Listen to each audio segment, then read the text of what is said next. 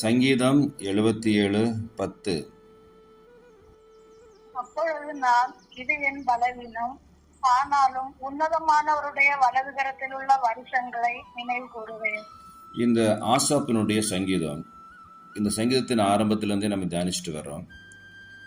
இந்த சங்கீதத்தில் ஆசாப்பு தேவன் எனக்கு நன்மை செய்யவில்லை, எனக்கு நன்மை கிடைக்கவில்லை என்று சொல்லி மிகுந்த மன சோர்வில் சில காரியங்களை சொல்லிக்கொண்டே வந்தார். இந்த 10வது வசனத்தில் சொல்றாரு, இது என்னுடைய பலவீனம் என்று சொல்றார். ஆனாலும் உன்னதமானுடைய வலதுகரத்திலுள்ள வருஷங்களை நினைவு கூறுவேன் என்று சொல்லி, அப்போ தேவன் செய்த மகத்துவமான காரியங்களை நினைவு கூறுவேன்.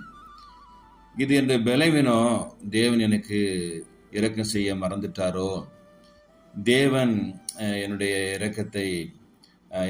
இரக்கங்களை அடைத்து விட்டாரோ, வாக்குத்தத்தங்கள் எல்லாம் அது ஒளிந்து போய்விட்டதோ, கிருபை முற்றிலும் அற்றி போயிட்டுன்னு சொன்னதெல்லாம் சொல்றாரு. இதெல்லாம் என்ன பலவீனம்.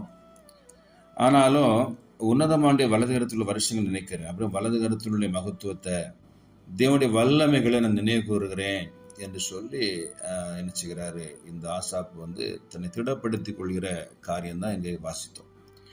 என் அன்பான சகோதர சகோதரிகளே, நம்மள சிலர் இப்படிதான் நம்ம என்ன செய்யறோம்னா, தேவன் என்னை ஆசீர்வதிக்கல, மறந்துட்டாரு, என் பிள்ளைய மறந்துட்டாரு, என் குடும்பத்தை மறந்துட்டாரு, நான் தேவனிடத்தில் செய்த நன்மைகளை மறந்துட்டாரு, நான் தேவனுக்காக நான் வைராக்கியம் பாராட்ட மறந்துட்டாரு என்று சொல்லி நம்மளும் சொல்கிறது பலவீனம் என்பதை இந்த காலை வேளை நீங்கள் நானும் புரிந்து கொள்ள வேண்டும். இது நம்முடைய பலவீனத்தினால வருகிற வார்த்தைகள் என்பதை தான் இந்த சங்கீதக்காரர் ஒத்துக்கொண்டது போல இதை கேட்டுக்கொண்டு நீங்கள் நான் ஒத்துக்கொள்ள வேண்டும். அது நம்முடைய பலவீனத்தினால வருகிறது. தேவன் நன்மை செய்வார், தேவன் மகத்துவமான தேவன் என்பதை ஒரு நாளும் நீங்கள் நானும் மறந்துவிடக்கூடாது.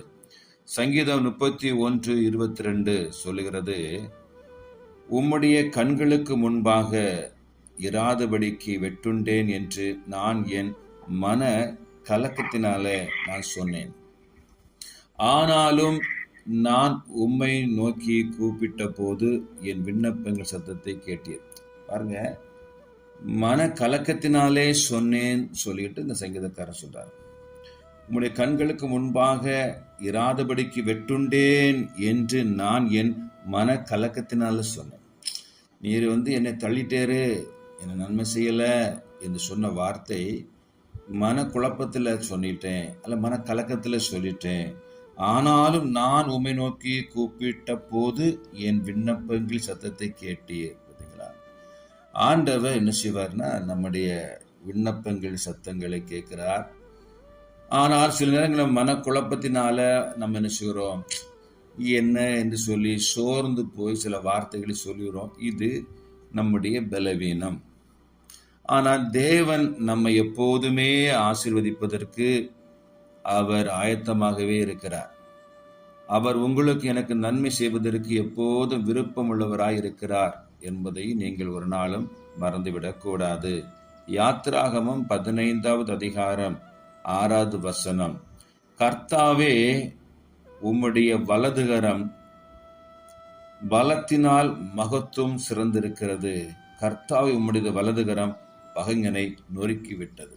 கர்த்தர் வலதுகரத்தை அது ஓங்கிய புயத்தோடு கொண்டு என்ன செய்தார், ஜனங்களை விடுதலையாக்கி கொண்டு வந்தார், லட்சக்கணக்கான ஜனங்கள் என்று சொன்ன வேதத்தில் வாசிக்கிறோம்.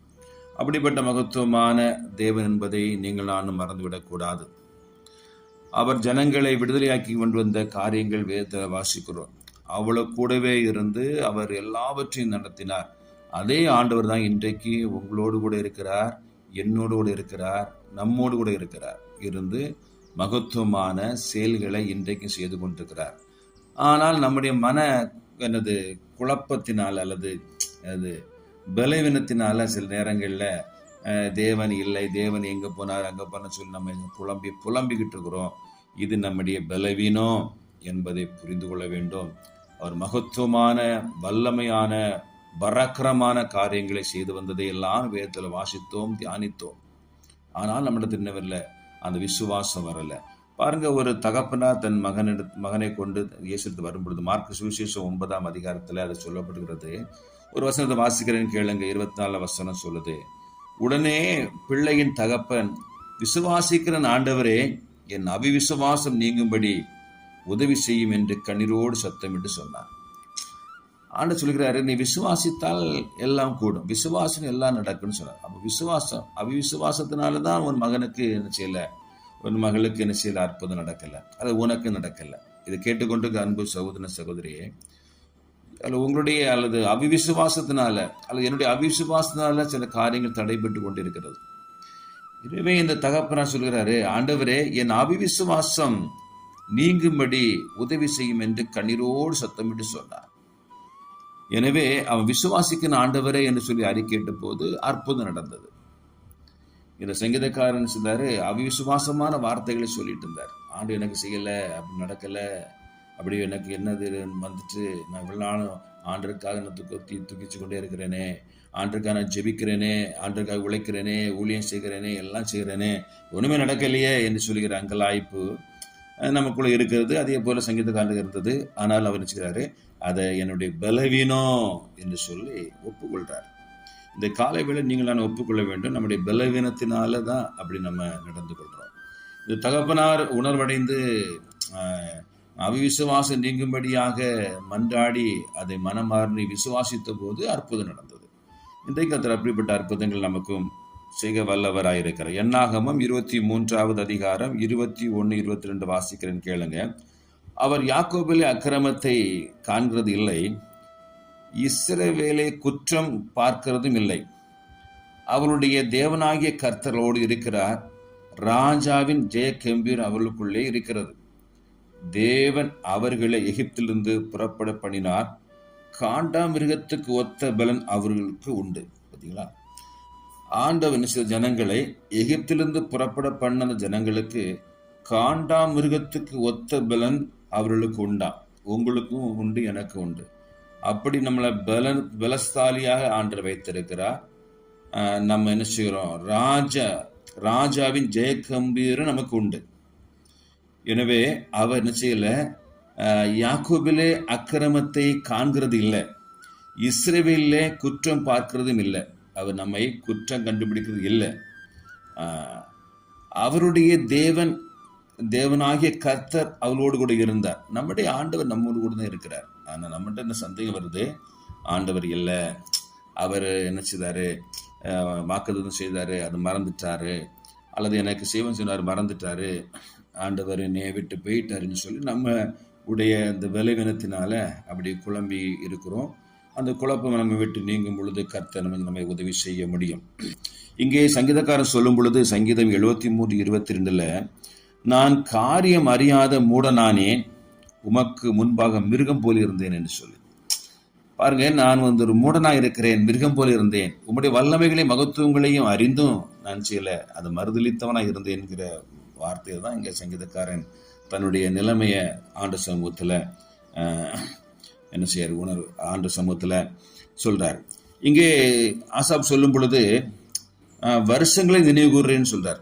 அதாவது நீ சில நன்மைகளை, சங்கீதம் 77:5 அப்படின்னு சொல்லப்படுகிறது, பூர்வ நாட்களை ஆதி காலத்து வருஷங்களை சிந்திக்கிறேன் என்று சொல்லி. எனவே நமக்கு ஆண்டு செய்த கடந்த காலங்கள் செய்த நன்மைகளை, கடந்த காலங்கள் நம்மோடு கொண்டு செய்த காரியங்களை நாம் நிதானித்து சிந்தித்து பார்ப்போமானா அது நமக்கு ஆசீர்வாதமாகவும் அது நமக்கு நன்மையாகவும் இருக்கும். இதை கேட்டுக்கொண்டு அன்பு சகோதர சகோதரிகளே, எனவே நம்முடைய பலவீனத்தினால சில நேரங்களில் தேவன் நமக்கு நன்மை செய்யவில்லையோ, தேவன் மறந்து விட்டாரோ என்று சொல்லியிருப்போம். ஆனால் இன்றைக்கு நாம் இந்த ஆசாப்போடு கூட நாம் என்ன விசுவாசிப்போம். நிச்சயமாக அவர் மகத்துவமான காரியங்களை உங்களுக்கும் எனக்கும் தேச ஜனங்களுக்கும் நிச்சயமாய் தருவார் என்ற நம்பிக்கையோடு கூட இந்த காலை வேளை ஆரம்பிப்போம். கர்த்தர் நம்மை ஆசீர்வதிப்பார்.